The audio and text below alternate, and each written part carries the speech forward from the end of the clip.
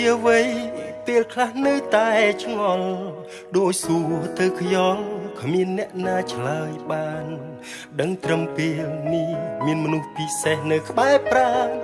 ប្រកែកមិនបានថានេះជារឿងនិស្ស័យជាវ័យជារឿងពិបាកនឹងបកស្រាយដឹងត្រឹមរីករាយពេលយើងនៅក្បែរគ្នាព្រោះនៅក្នុងលោកនេះមានមនុស្សច្រើនណាស់អត់គណនាប៉ុន្តែក្តីស្នេហាគឺត្រូវការតែម្នាក់ប៉ុណ្ណោះទោះជាយ៉ាងណាក៏នៅតែគ្មានអ្នកណាល្អជាងរូបអូនជីវិតនេះមានអូនតែម្នាក់បងហាក់មានអ្វីទាំងអស់អរគុណដែលអូនស្រឡាញ់បងទាំងបងគ្មានអ្វីសោះឲ្យបងសុំទោសព្រោះបងអ្នកក្រ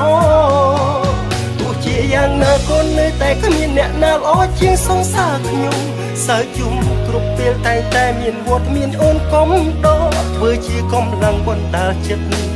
ជាស្នេហ៍ពិតព្រមនេះខិតដល់ឲ្យបង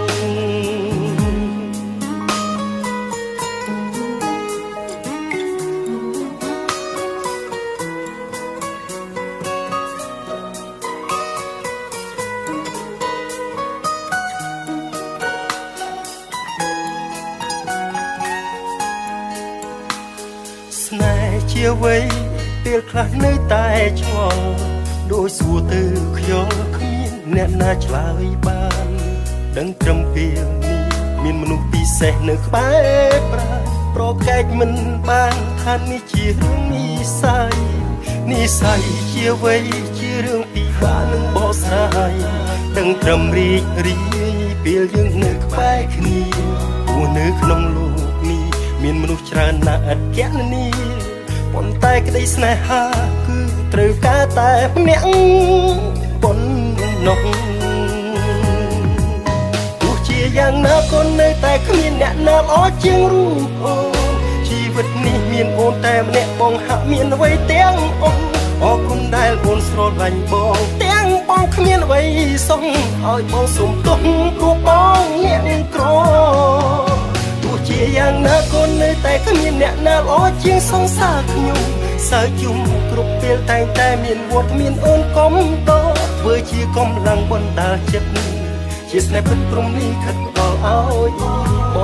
ង